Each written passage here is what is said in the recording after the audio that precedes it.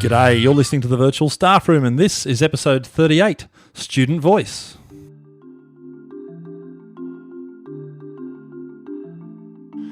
Well, hello again and thanks for joining us. This is Chris Betcher, you're listening to the Virtual Staff Room podcast. If you hang around the Edublogosphere, or whatever it is you want to call this thing, where people involved in educational technology seem to congregate, it's amazing how the same names kind of crop up all the time, and you get to really see quickly who's doing some cool things. Two names that kind of keep appearing on my radar screen is Kathleen McGeady, or Kathleen Morris, she's now married, and Linda Yollis.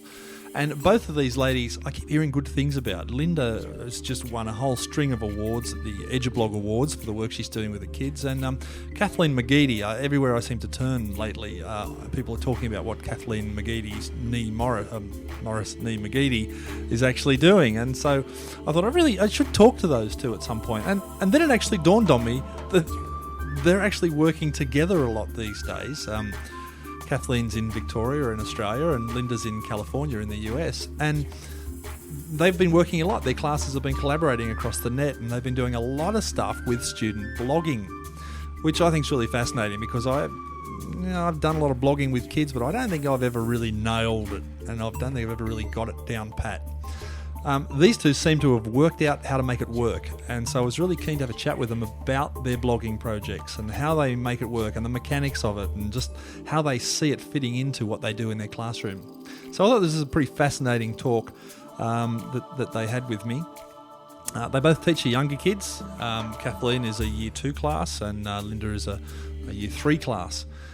So some great insights here, so I'll just shut up now and hand you over. And so here you go, Kathleen Morris and Linda Yollis.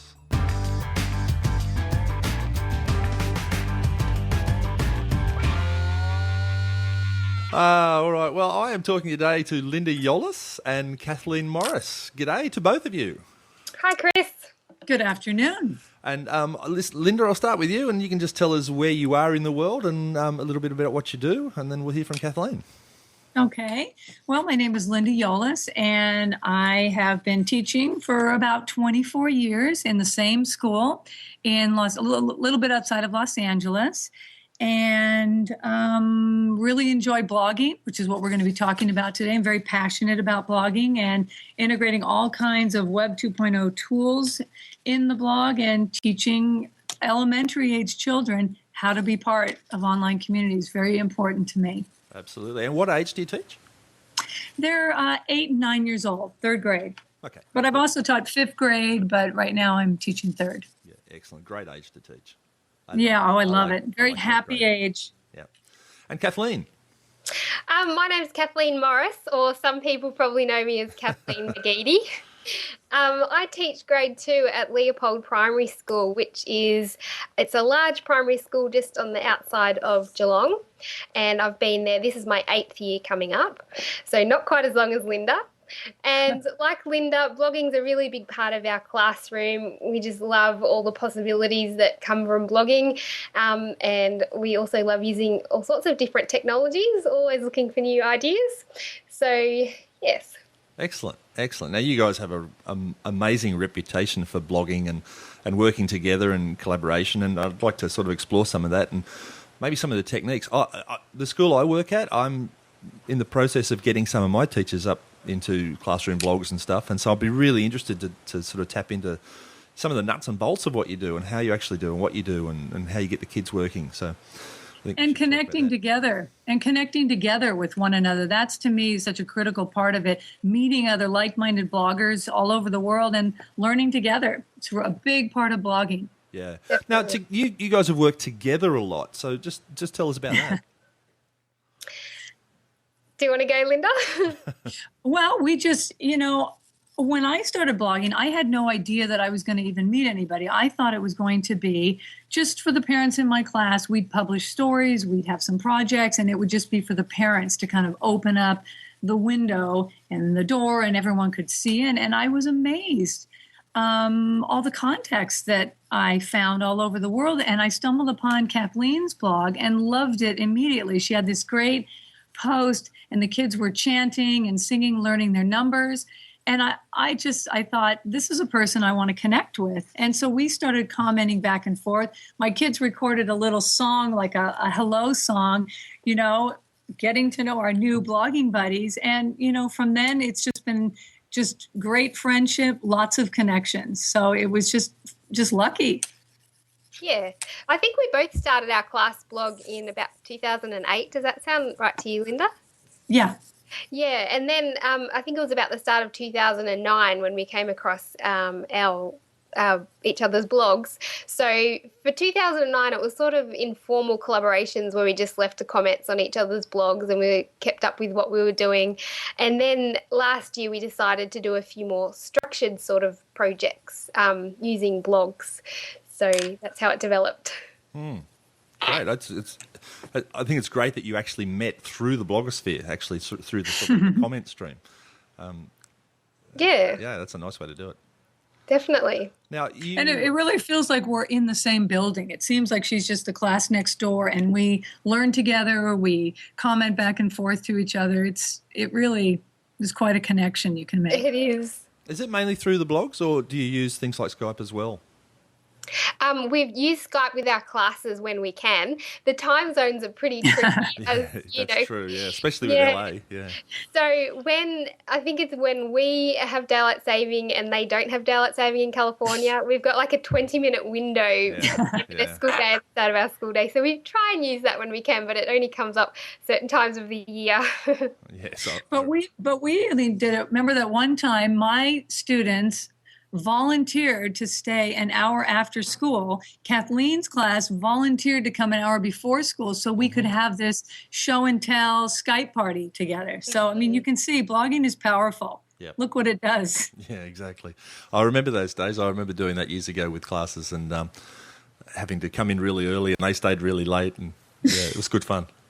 Yeah, it just shows how interested and keen the kids are when they're prepared to do that sort of thing. Now, Kathleen, sorry if I missed it, but you're grade 3 as well? I'm grade 2, so we're a year younger than Linda, but they've proved to be fantastic role models for my students, so it's worked out very well. They've set the bar very high. Yeah, no, that's neat. That's really good.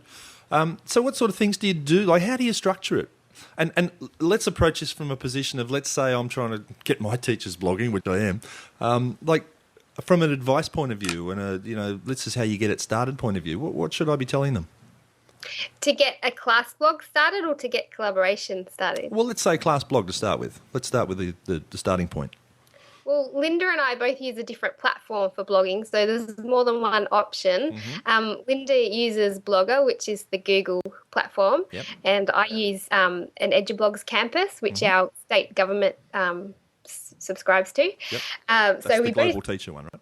Yeah, global teacher and global student. Yep. So we both use those two different platforms, and they both have pros and cons, I guess. They both work really well for us, so that's a good place to start. I guess the first thing you might want to do is have a look at some class blogs because there's so many fantastic ones out there and you can really get an idea of what's possible. And the first thing I sort of suggest to people is also have a think about what sort of guidelines you want to have in place. Like Linda and I have a few different guidelines in terms of privacy and security and safety, but they both work for us. So, for instance, Linda doesn't publish individual photos of students, but we do, and we have all the guidelines spelled out on the blog, so it's something really to think about before you start blogging. Would you suggest that, Linda? Oh, definitely. And I would say, one of the things is starting small. As Kathleen said, definitely look around at what other people are doing, but also realize that you're beginning and that you don't have to be everything and do everything. Start small. Like I said, I started just with publishing stories. I would also suggest partnerships, having people partner up with someone, just to have someone as a support system. I mean, obviously they have you, Chris, which is great, but it's great to have someone else to lean on that you're both learning together. You can both troubleshoot together. And I would say realize that you have to teach everything. I think a mistake a lot of teachers make is that they think that every student knows everything. You really have to teach how to write a post, how to shoot digital images, and how to comment is really critical, especially if you want that to be a major part. You have to teach it. Definitely. Yeah. We've learned a lot from Linda about how to comment. So we start off the start of the school year just talking about comments and they learning how to write comments. Whereas when I first started, they just were writing posts sort of straight away and we didn't have so much structure about it. And I can't remember what the other thing I was going to say was. Oh, the other thing I was going to say was, you might want to edit that. Yes. Chris is going to help us out. Yeah, thanks. The biggest sort of mistake I guess people make is they start their blog so enthusiastically and it's fantastic and they get the kids excited, the parents are excited, and then they don't maintain it. Yeah. So I guess you really, you've got to prioritize it. Like I think Linda said before, you used to put a lot of time into doing displays in your classroom, I think you said, Linda, and then you realised if you want to prioritise blogging, something else has to go. Like it's something you might need to think about because you want to keep it going. It's fantastic. And that's one thing, too, I would add is it has been a real shift for me as a teacher because, like Kathleen said, I used to put a lot of time into bulletin boards and projects that were displayed here in the classroom. And what I find a lot of teachers say is, well, I can't add something else to what I'm already doing. I'm already full. And what I say to them is you have to let other things go. Take that bulletin board or take that in-class project that you used to do and either change it into something else, modify it so that it can be part of your blog so there's an audience for it. It's not, a lot of times they do things in their classroom and they're basically over. No one's going to see them. Exactly. It's not going to be shared. So it's that shift in thinking of how projects are now really more directed toward a blog and interaction with it rather than just a static in your classroom type project. Yeah. So how do you do that? Do you set aside a little bit of time do you have a regular schedule of every afternoon you have some blogging time, or do you just do it when it fits? Like, have you got a strategy for that? We start in the morning. Yeah, we always look at our comments. Whoever's commented, I let them read, or we look at a few new posts, and that's usually where we start. Do you and find the kids you get a steady stream of comments? Not at first. Oh, no, not at first. But what you've got to do as well is sort of get part of that blogging community. So if you want to have comments on your blog, then you need to comment on other people's blogs. Sure. It's a two-way thing, I guess. Yeah, definitely. Absolutely. But it doesn't take long to build up, does it? But that's a big point, what you just said, Kathleen, is a lot of people want those comments because it enriches the whole blog. But you really have to give to get. You got to go out there and leave those comments and build those relationships. But it starts slow, but if you maintain that, you can build up quite a community. Yep. Blogging karma. Exactly. Yes. Another thing teachers often say is, like, how do we get time to put the posts on? But the thing that works best for me is trying to do it as soon as possible, because not only are you then prioritising that and it gets done, but also things are so much more worthwhile if the children can go home and talk about it with their parents while it's still current, rather than putting a post on an excursion that happened 2 weeks ago or something. Yeah, absolutely.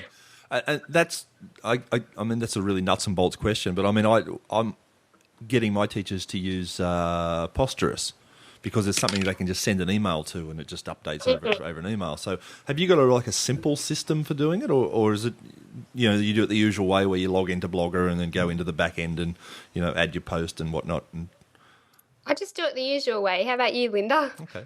Yeah, that's what I do. Okay. And that's the easier you can make it for teachers, the better, Yes. Yeah, and I would also tell teachers that, there is going to be a steep learning curve, and, you are going to spend a lot of time at the beginning, but I find that I can now get a blog post together very quickly because, you have the experience of it, which is one thing and very valuable, but I also feel like I used to, because it was my first post or my second post, I put so much time and wanted it to be perfect. And when I hit that publish button, I just had a cold sweat. And now I realize, there's a lot. It's okay. Just get it published, proofread, of course, and make sure that it has the elements that you want, but publish, start publishing, make a goal to publish once a week or wherever will work. It doesn't have to be perfect. You can go back in and fix little things, but I don't sweat each one that you publish. Yeah, no, exactly right. I think we get all hung up on getting it perfect, and yes, in this day and age, it doesn't need to work like that. It used to be when you publish a book or something, the old school way, Yes. you write it and then you edit yeah. and you edit and you edit and then you publish. But nowadays it's like you publish it and then later on you edit it and you go and fix it up, or someone will point out that something needs fixing or whatever. But it's publish then edit, not edit then publish. Exactly. Yeah. And like what you said, Kathleen, get it out timely, even if the same day, if you can get it published, because the kids it's still fresh in their mind. They're going to talk about it with their parents, and the learning stays alive. Much more valuable, isn't it? Yeah. I think a lot of teachers who are starting look at blogs like Linda's and my blog, and maybe they're a little bit overwhelmed. But when I look back at my blog from 2008, and it only had text and some images, it was very basic. So beginning teachers should probably look at some of those blogs. I'll click that. But it's going to be 45 minutes. And Goodbye. you don't need to have all the web tools that we use in your blog posts. Like, even if you can just get a little bit of text out and then start adding photos and take it from there, it's really just start small. Yeah. Now I'm looking at, so I'm on the web now. I'm looking at collaboration-corner.blogspot.com. Mm-hmm. So that's, Linda, that's your classes. With Kathleen. We should have put that together, Kathleen. Okay. And that one kind of came about because, we were already communicating back and forth. There was already this relationship. And we just said, well, let's try something that's really dedicated to just our two classes and get to know one another. Mm-hmm. And post about life in Australia, life in the United States, gardens in the United States, what they're eating for lunch. I mean, it was really, the kids were fascinated to hear your accents. Yes, and us too. Who writes the posts on this? The kids actually write the posts, right? The kids were sort of involved in writing the posts. So, like, for instance, we did a few different projects, but one of them was the lunchbox project, where each day or each couple of days a different kid did a post about what they had for lunch. So it was sort of us helping them put that post on, I guess. Yeah, right. Okay. Yeah, and they would get their lunch out and present it. So they're thinking about presentation. I'd let them take a picture of it. So they're doing digital images. And then they'd kind of write about it, practice it. So they got that oral presentation component. Mm-hmm. So, there's a lot going on. For 7 and 8 year olds, that's a lot going on. Yeah, sure. And so you effectively take on the role of kind of the guide. So the kids are coming up with the ideas and saying what they want to say, and you're basically helping them cobble ideas together. Is that the basic idea? Okay. Yeah, I think with our age group that works best. Yeah, I know when I first started and I was getting the kids to just go and write the posts, and I guess we didn't get as much out of blogging as we could. Yeah, I think there's a lot of guidance that comes. Well, that's the job of a teacher, isn't it? To add that wisdom and that layer of expertise or leadership or whatever to what the kids are doing. To just say to kids, just go and write, it just doesn't necessarily work, does it? No, you need some sort of guidance, that's for sure. You gather the kids, around the whiteboard and co-create a post together and then publish it, or... I'm just trying to picture the process. Sometimes we do it like that. Sometimes I've done posts with small groups. If maybe a small group's done an activity and we wanted to blog about it. Other times, like on our Collaboration Corner blog where they did the lunchbox post, I just worked with an individual student, or sometimes we just do it in our own time, the posts, and then we show the students and they do all the commenting and so on. Yeah, and like you were saying, Chris, you were going to get some of your teachers to start blogging. You can also just leave it very open. Like Kathleen said, sometimes we write it as a group, sometimes individually, sometimes someone will go on a learning excursion. And what I found is since we called it, our classroom blog, a lot of them would come up with ideas. Like we'd be doing a science lesson on transparency, translucent and opaque. And the kids they'd turn to each other and they go, we should do a post on this. Yes, we could get these could be pictures for translucent. And then we could go outside and we could do shadow. It's happening right in front of you, and all I'm doing is looking at them and they say, can we borrow your camera? Can we type? I have Alpha Smarts in my room that I've had since 2005. I wrote a grant and got them. So the kids, I know how to type, which I think is critical for young kids. Every day for 5 minutes, they work on their Alpha Smarts in a typing program so they can now type posts. We're about midway through the year here, and having that ability to type helps in so many ways for them, writing their own comments, writing the posts, that kind of thing. But the excitement is unbelievable. I would have kids staying in at recess because they wanted to get that post written. That's a teacher's dream. Yes. About that typing thing, someone left a comment on my own blog the other day saying they want to blog, but their students are in grade 2 and they can't type, so they didn't know what to do. But I guess the thing is, are they going to get any better at typing if they don't blog? It's such an authentic way to learn so many things, including typing. And last year, throughout the year, some of my students were amazing me that by the end of the year, some of them were very good at typing, and we don't have the luxury of the Alpha Smarts that Linda does. We just have a few typing lessons when we can, but it's that's just one of the small benefits that comes out of blogging as well. So you don't need to be off in a computer lab somewhere. You're just doing this from the classroom, right? Yes. Yeah. And we have 5 computers in our classroom. They sometimes all work, and I know Linda's only got 2, which is, I think that's amazing. People come up with excuses. We don't have one-to-one or anything, but you just got to make the most of it. That's something I hear a lot from people when you go, why don't you try, this, that, or the other with technology, and they go, I don't get enough time in the computer lab. And there's so much you can do in your classrooms with one computer if you wanted to.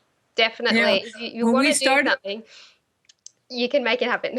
Yeah, I agree. Yeah, when we started out, we had one little laptop here, and our computer lab was shut down. They were having issues with the computer lab, so we did it all with this, and the kids would type on their Alpha Smarts, download it into Word, and then we could upload it. But yeah, to say that you don't have the one-to-one as the reason, it can be done with very little equipment. Yeah, I agree. It's a cop-out. There's lots of those, Chris. Kathleen, I know you're a fairly new teacher. I think I read somewhere you've only been teaching, how many years now? This is my 8th year coming up. Okay, so that's quite a few. And Linda, you've got a few more under your belt there. Yes. What you said, yeah. So, you guys have obviously seen the level that kids work at with literacy and whatnot prior to blogging, and you've seen it with blogging. Have you got any comments on how blogging may or may not have affected a literacy component of kids at that age? Well, funny you should ask that, because at the end of last year, I was telling people, I'm such a cheerleader for blogging at my school, and I was telling people, the kids have improved so much with their writing and with their reading as well through blogging. And I kind of thought, I can't keep saying that, I need some proof. So I looked back from the comments from the start of the year and made screen captures of them all, and then found the same students' comments from the end of the year, and I wrote a post about it on my own blog. And the difference is so obvious. They were just writing such short sentences with really minimal use of punctuation. Spelling was interesting, but by the end they were just writing paragraphs and using such really good punctuation and spelling. And the other thing is they were having conversations, so they were really getting engaged in the writing. So they were writing for a purpose, to ask people things and find out things. Now, to be fair, you'd expect that between the beginning of the year and the end of the year you'd see an improvement anyway. Yes. So I'm just wondering how, if at all, you can quantify what effect blogging might have had on that. Is it possible to look at do all the classes at your school blog? I'm wondering if there's a non-blogging class and a blogging class? No, they don't all blog. So that would be interesting to look at their work. But I haven't, I know when I used to teach grade 2 and I didn't know what a blog was, we had nothing to do with blogging. I don't think they got to that standard with their writing. So that's just my observations. What do you think, Linda? Yeah, what I see is the ability to read a post and they know how to reflect. They know how the thinking, the content of what they now produce from the beginning of the year. And I've seen it more each year. We went down to the computer lab, and she sees a wide range, our computer teacher down there sees a wide range of kids and ability. And she got hired just midway through the year. So we had been learning how to blog and how to comment and all that. And we went down to that lab and I let them pick any post that they want. And they just sat down and started writing. And they had that greeting, which we like to do because it's a third grade standard to have the greeting and the closing, and it does help with the flow of a conversation. Mm-hmm. But they read a post and they compose real quality content because of the practiced reflection, practiced thinking. The level is unbelievable. And this computer teacher looked at me and said, "How old are these kids?"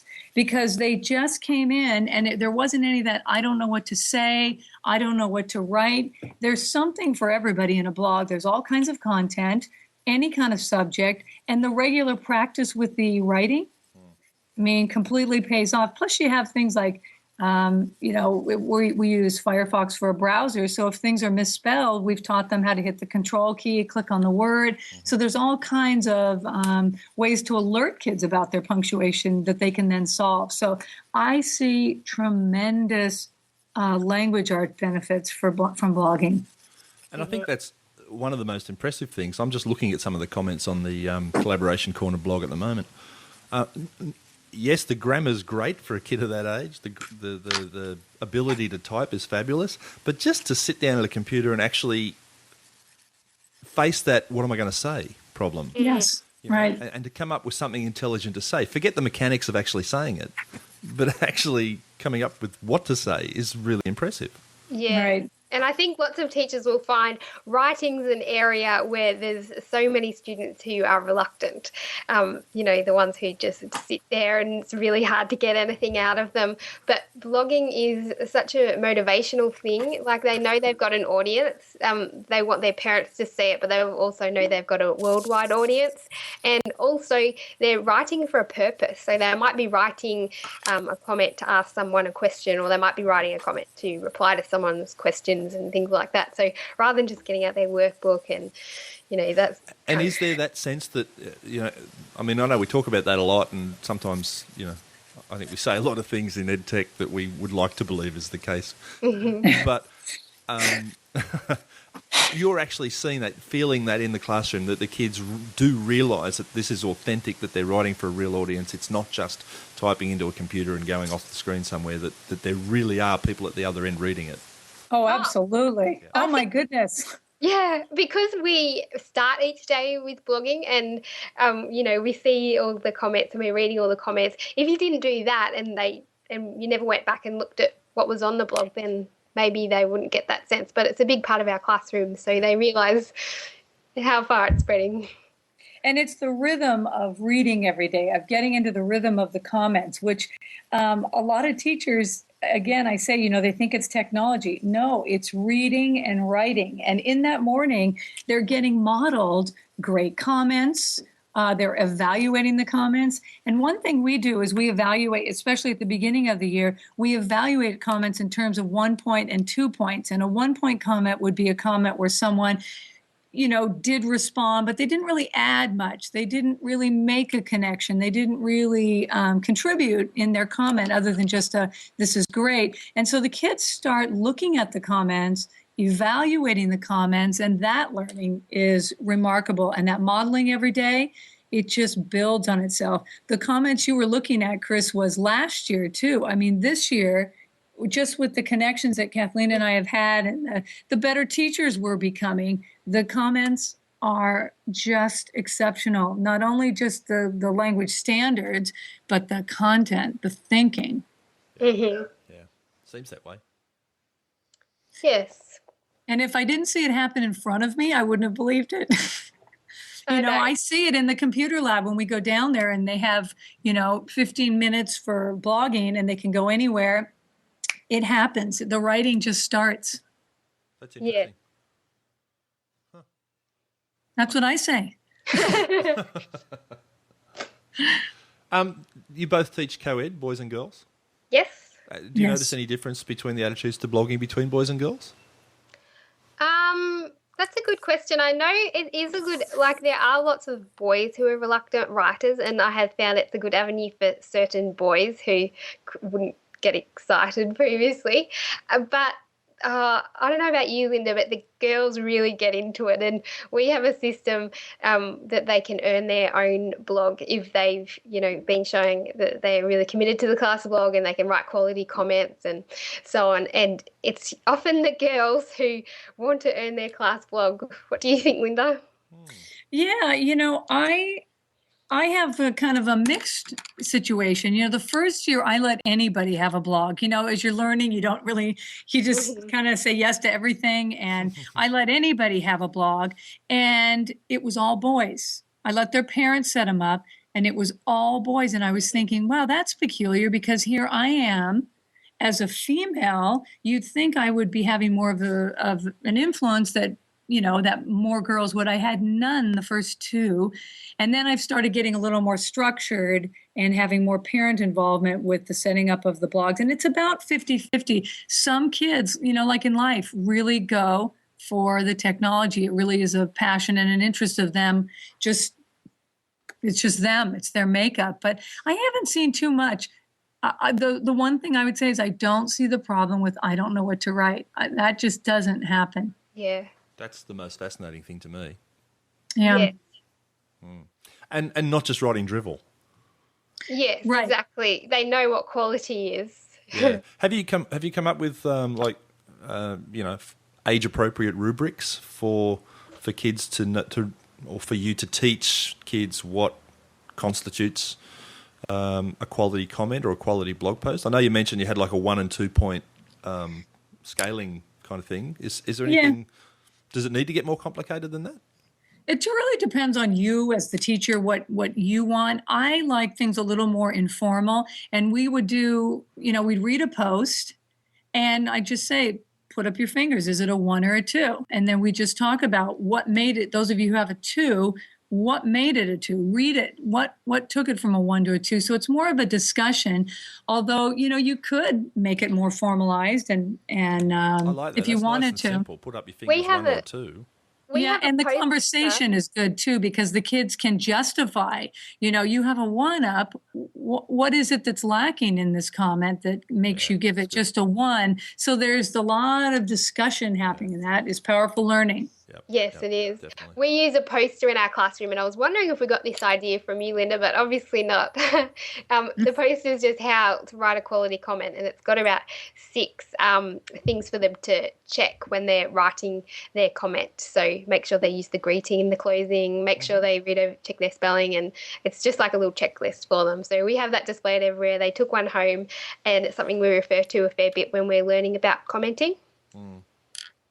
And also at the beginning of the year, it's a nice idea to pair them up. Like I'll have 2 kids at the computer and they're trading off. And when they've read it and they've proofread it, the 2 of them put both hands up. And it's a quiet signal to me that they're ready to be proofed. But having 2 people together at the beginning, especially at our age, helps. Yes. Yeah, definitely. Now, you've done a lot of sort of integration of other Web 2 tools as well. I notice on your blogs here you've got lots of video embeds and, cluster maps and tweet streams and all sorts of things going on here. So tell us a bit about that. Well, as I said, when I first started blogging, it was really text, and then I started adding pictures, and then I guess as you get to look at other people's blogs, you start to see what the possibilities are, and that learning journey never ends really, because I'm always learning new things about blogging. But I guess we just have got to know a range of different tools over the last few years. And I think the important thing we've realised is that rather than just using a tool for the sake of it, it's good to find a tool that will sort of meet the purpose. So, when you first learn about VoiceThread, you might think, I just want to put voice threads on the blog. But as you go along, you get to learn what will, meet what you're trying to get out of the post or the activity. So, and I think, teachers have their own style and what works for them in their classroom. Like I end up using a lot of the same tools, just trying to find new ways to use them. Like we use a lot of Photo Peach, some VoiceThread, a lot of Skype. Today's Meet has been a great one that we've done with Skyping. You were talking about that back channel. We haven't done a back channel with it, but we've used it as a recording. While we're having the Skype, we have a couple of people who can type and they'll record that. But I also like to talk to the kids about what's another way we could use this tool and kind of get them into it. I tend to not use a whole bunch of tools. I tend to find a few that really work for me, that have a good purpose, that are easy to use, and I kind of just keep coming up with new ideas to use them. I think I used to try and use different tools all the time, but then I realised there was some that worked better than others. And as you said, there's more ways than one to use different tools, so it's just finding that out. Yeah. Yeah, it's nice. I'm just looking at, there's a post here on the 2kmblog.globalstudent.org.au, which is Kathleen's blog, where Linda's class looks like you guys have recorded a video here saying Merry Christmas to the Aussie kids, and then the Aussie kids have responded with well, I haven't played it yet, but it's a singing of Aussie jingle bells by the look of it. Yeah, we've had a few times when that's happened, where we've made something to respond to each other and cross-posted. And they... when I was doing a lot of this sort of stuff, a kid said to me once, he said, we should do more collaborative projects with more schools around the world. I said, why is that? And he goes, because there'd be less wars. And I said, really? Why would there be less wars? And he goes, because you wouldn't want to blow up your friends, would you? Yeah, friendship. That's awful.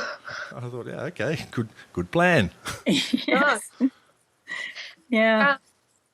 Now, another project that we did last year was, so we started doing, like the Collaboration Corner project and things like that about schools and lunchboxes and gardens and all nice things. And then we were both sort of thinking that we wanted to use these collaborations for something a bit more powerful, a bit more meaningful. Like our students are both fairly privileged in the scheme of the world, I guess, nice Western societies. And we wanted to show them that everyone in the world's not like that. Like they were probably getting a sense of, everyone's got nice toys and, everything. So, I wonder what Wii game they're playing. Yeah. So, we wanted to come up with something that would raise their social conscious a little bit. So, Linda and I'm liking where this is going. Yeah, we sort of started off this project, and it's called the Ugandan Global Project. We got a few of our other blogging buddies around the world involved. So we had Mr. Selsick in Connecticut, and my classroom next door, 2KJ. We had a class in China, Team Toa, and also Linda's teaching partner, Mrs. Rani, next door. We all got together and we started this project where we were raising money for a Ugandan school. So we... Oh, my goodness. I just went to the blog and had a look and saw how much you raised. I know. How about that, huh? Wow. We ended up raising $20,000, which is just amazing. And it all came out of, collaborating through blogs. So it's just such a powerful thing. But that wasn't Whoa, back up a step. How did you do that? Well, we decided that we made a connection with a Ugandan school. There's the African Rural Schools Foundation, which an American lady sort of founded, and we contacted her to find out about their foundation and their Ugandan school and what they were doing. And then we set up the Ugandan Global Project blog. And on the blog, all the classes involved from Australia and China and America did posts about what their life was like, and we also had the Ugandan Day in the Life, and we did posts about songs from our countries and things like that. So we got to learn about all the different countries. And then we did a run-walk event where all the children got sponsors, and we ran and walked around our schools and communities for an hour. And that was sort of symbolising how the Ugandan students often have to walk for an hour or more to get an education. Many of them can't get an education. So that was where that tied in. And yes, we ended up raising $20,000, but the students just got so much out of that project. They, their understanding of the world was just... Wow, that's giving me goosebumps just looking at what you've done there. That's amazing. And you know what I think was the difference is that, a lot of people want to give to charity. A lot of people want to help out. This had a real face to it. I mean, these were people that I'm talking about all the students involved. We got to learn about their life. We got to learn some songs from them. We got to comment back. There was a relationship developed rather than someone that you don't even know what's going to happen. You don't really know. There was a real meaningful connection there. And I think that's part of why people were so generous. Definitely. It had that component. Yeah, the students just got so much out of that. And, they just got such an understanding of how lucky they are, which is something we wanted to get across to them. The amazing thing that's happened since the project is not only did we raise $20,000, but a whole group of people in America were following our Uganda Global Project blog, and they contacted the founder because they wanted to go over there to volunteer after seeing our work. So she had, I don't know how many people, but she could only take 20 over. So they're going over in a couple of days to Uganda to work at the school, and they're taking over, like, there's dentists and all sorts of different professionals who can help them out, builders and things like that. So, the flow-on effect. And this all grew out of this project that you guys were doing. Yeah, they were following the blog and they saw what we were doing with the school, and that inspired them to go over and help, which is amazing. That's fantastic. That really is. Yeah. When you start to see projects that have an actual impact on the real world and real people like that, wow, that's what it's all about. Definitely. And everybody wins. I mean, obviously that Ugandan school is a winner in the whole project, but what all of us learned, I mean, what these kids learned is everybody has won. And everyone was the parents were so supportive, and they realised the, learning benefits of it. So, and also people in the community, like we had people from local churches who'd been to Uganda to volunteer who wanted to come into our classrooms to talk to the students. And it was just, really all-encompassing project. It's interesting that I'm just looking at the way that money was broken up. How much of that 20 grand came from the Chinese school? I know. Yes. Well, they did. It happened to coincide with their UN day. And so they had the whole school participating. Yeah. And Chinese schools are pretty big. That was SAS, wasn't it? Yeah. Yeah, okay. Nice. Yeah, so that was amazing. And I'm sure that's the highlight of both our blogging careers so far. Yes. So far. Pretty amazing. That's great. That's great. Ah, dear. Now, speaking of highlights of careers, I'm looking at your blog here, Mrs. Yollis, and it has lots of Edublog Award badges all over it. Yeah. I mean, I feel very honored by that, to have gotten that kind of attention and support. I mean, the Edublog community is an amazing group of people, amazing group. Sue Waters and the Edublogger, oh my goodness. I really feel lucky to have met all these people. We all work together, but it was really a special moment for me, I must say. Yeah, absolutely. Well deserved.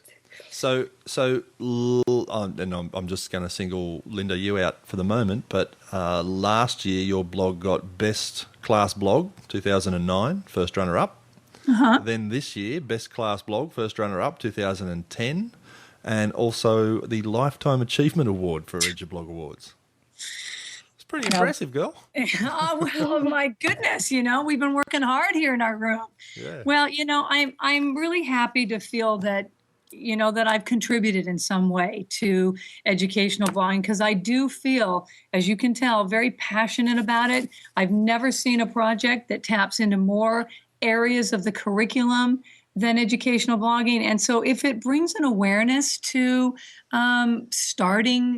getting kids involved, getting teachers involved at the elementary school, I think that's great, because that's really what I believe. It has to start young. And it's kind of neat that a little elementary school teacher could, impact something like that. Absolutely. That I've even met, the two of you, that we can all collaborate together is just one of the great aspects of it. So it is. And not to be done, I've flipped over here to Kathleen's blog, primarytech.globalteacher.org.au, and of course there's Edublog Awards all over that one as well. So whatever you guys are doing, it's working.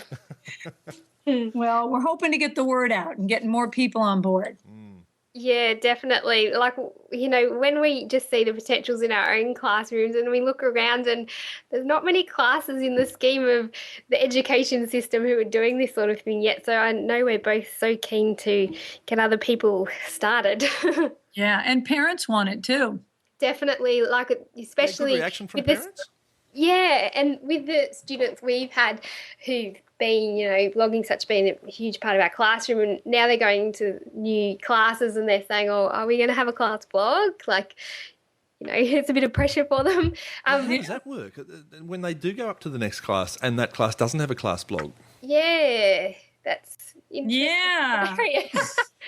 And I hear that a lot. I've spoken to a few people recently who have exact same story, where they've been doing some really neat things with their kids with tech in their classes, and the kids sort of graduate to the next year and it all comes to a grinding halt, and the kids feel really kind of lost because, it means so much to them.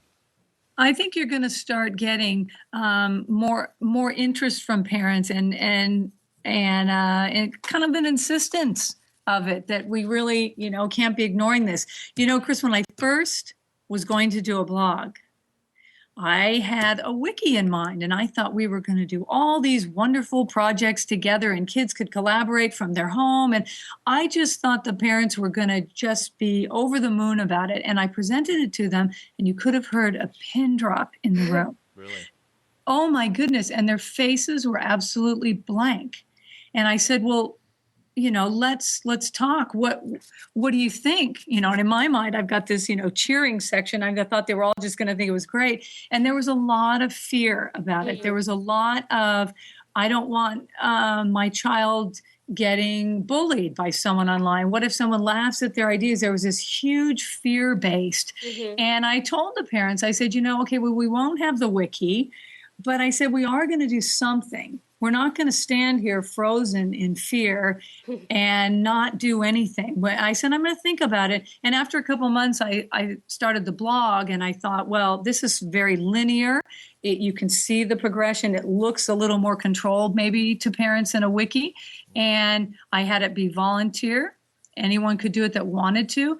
And now it's switched around completely. Now that parents see the value, the connections, the language arts skills that are embedded, the excitement, their kids want to write, now it is a 180. They all want this now. So, it's getting that word out, and parents wanting it, parents asking for it.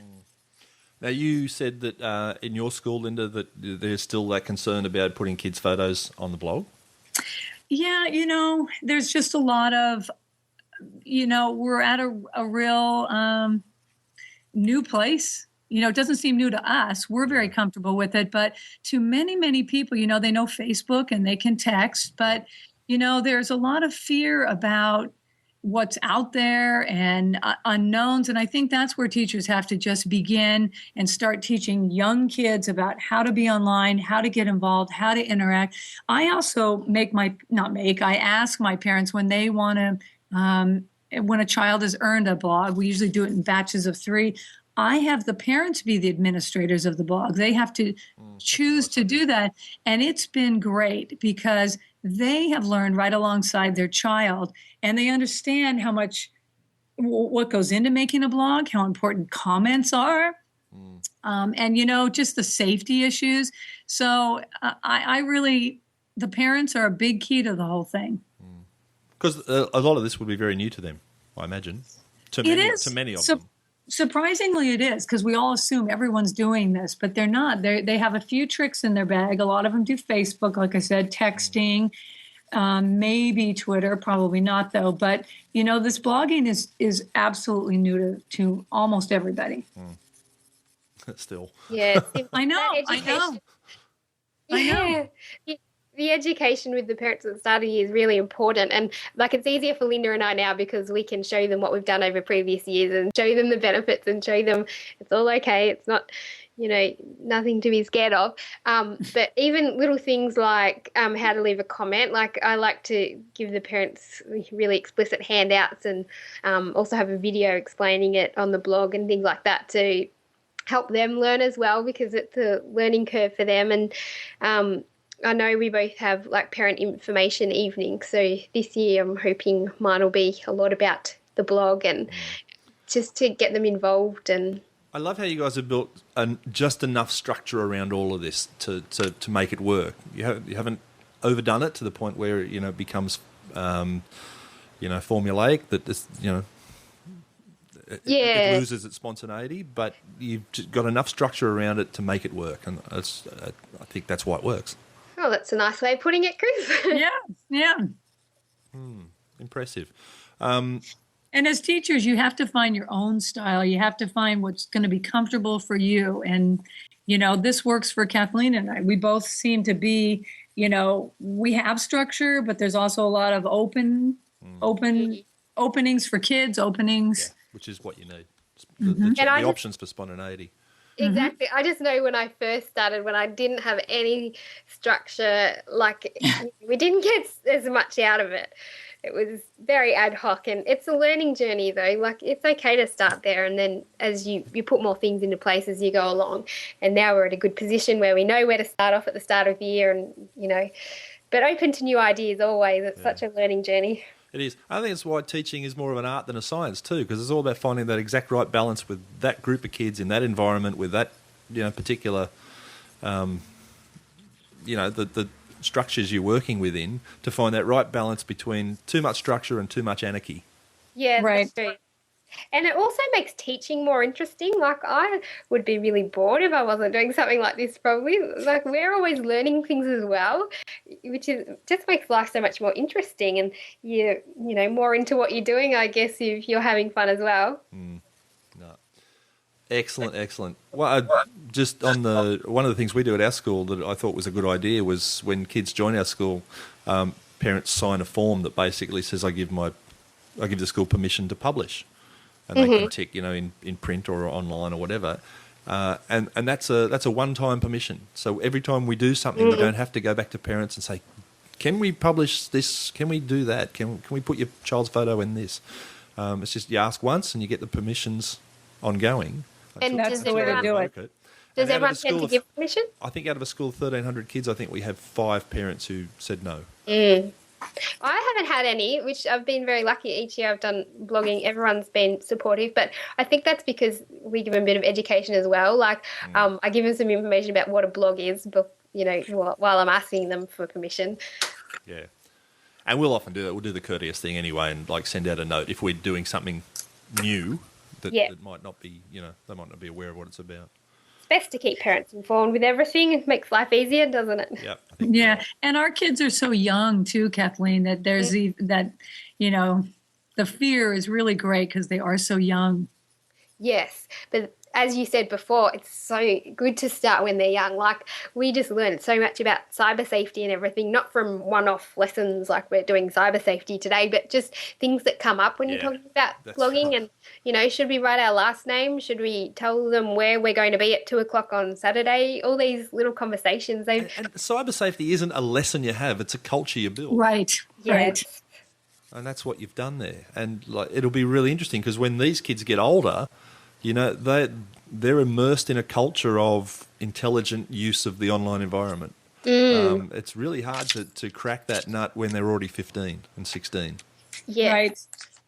Right. That's why it's got to start so young. Yeah, I totally agree. And teaching, and they can handle so much. I mean, I'm always just amazed at how they conduct themselves, what they say, what they can do. They love it. They love sharing their learning. They love meeting new people. They love looking on the maps, finding out where people live. It's just so, I keep saying it, but it's so rich on so many levels. Mm. Yep. I hope you're successful with your teachers, Chris. Yes. Yeah, me too. Me too. I will certainly be pointing them to this conversation so they can hear what you guys are talking about. And to our blogs. And to our blogs, definitely, you know? Definitely, yeah. And speaking of which, it is coming up on nearly the hour mark, so I guess we should wrap this up. But it's been a pleasure talking to you both. So much wisdom in what you're doing and what you got your kids onto there. Thank you very much, Chris. Thank you for sharing it. And it was nice to meet you. Yeah, thanks. Yeah. Speaking of meeting, you guys have never actually met. No. Is that right? Okay. We never have. We've, Skyped, so I feel like I know her, but no. I know. Someday I'm coming to Australia, and someday you got to come over. Yes, I'm sure we will. It's really weird, I've met recently a whole bunch of people that I've known for years online, and had I never met them, it never would have made any difference, like I It just felt like you knew them. But when you actually meet someone who you know online for the first time, it's just, I don't know, it's, for me anyway, it's a real buzz. It's so nice to meet people who you already have that intellectual connection with. Right. Definitely. Right. Yeah. It's cool. Well, I love reading all of your stuff, Chris. I have a lot of the same point of view. I love your stuff on PowerPoint. And I'm sorry to say, PowerPoint is still considered something wonderful to shoot for in the computer lab here. Oh, it's so funny. The same things happen in America as happens in Australia. PowerPoint listeners. Yes, let's read our PowerPoint to everyone. It's sad because I feel like there's so much happening. And is that where we're going to start? This is where we're at right now in it's 2011? interesting you should say that because one of our Year 2 all of our Year 2 classes do a PowerPoint-based project at one point in their year where they have to research some stuff and make a PowerPoint about it. And I was kind of adamant this year, no, we'll have to take it at least a step beyond that. And I don't know if you read the blog post, but basically I said, okay, let them make the PowerPoints, but we gave them some structures around it.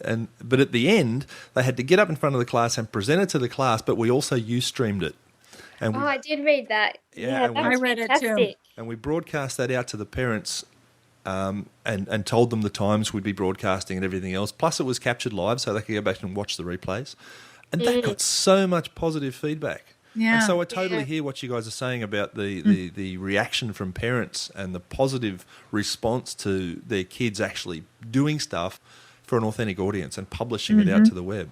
And so long as you do it in a safe environment, exactly.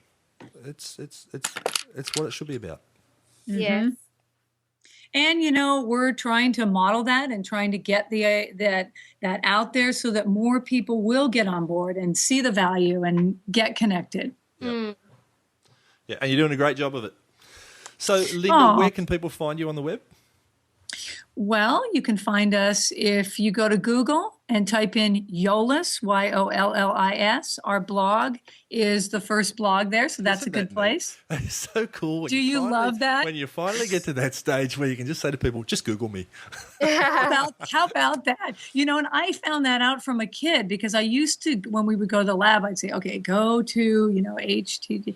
And one kid said, well, just go to Google. And it's not a very common name. So I do love that. I must say, go to Google and put in Yollis and that's there. I must say, I do love that. But also on Twitter, which I was not a big fan, Kathleen encouraged me to join. And it's one of the best things you can do. I learned so much. Even if you just dip into Twitter once a day, there are so many wonderful people on there, so many resources. I was wrong about Twitter, and I encourage everybody to join.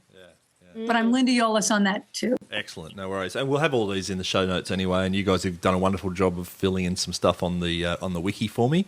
So I'll make sure they go straight into the blog post on the site at virtualstaffroom.net. Great. I just did that search while you were talking there. Yes, if you type in Yollis, you get Mrs. Yollis's classroom blog, hit number 1. And in fact, it doesn't work with Morris because that's a bit of a common name. But if you still use McGeady, you come up as number 2 on Google. I used to have no trouble finding a Don't tell her husband. Yeah, and now, every time I need to make a username for a website or something, everything with Morris is taken. Yeah. Having an unusual name's good. If I type in McGeady Morris, you come up as first hit in Google. Oh, good. So there you go. So yeah, it's pretty cool when that happens. Or Morris on Twitter. Kathleen_Morris. That was Twitter. hard to find that one too. Excellent. All right. Well, ladies, thank you so much for sharing. This was great. Yeah, I'm. You've got me buzzing with all sorts of ideas now. Hey, good. So I'll get this wrapped up and published and let the rest of the world listen to it. Great. Thanks, Chris. So if you'd like to check out some of the work that Linda and Kathleen have been doing, including that amazing Ugandan project, wow, that blew my mind, go over to the show notes at virtualstaffroom.net where you'll find everything linked there and you can click away and explore all the cool stuff they're doing. So that's pretty neat. The Virtual Staff Room, speaking of which, we now have a Facebook page. I gave in finally. So if you're into Facebook, the Virtual Staff Room podcast, you should be able to find us there. Until next time, my name's Chris Betcher. Catch you later.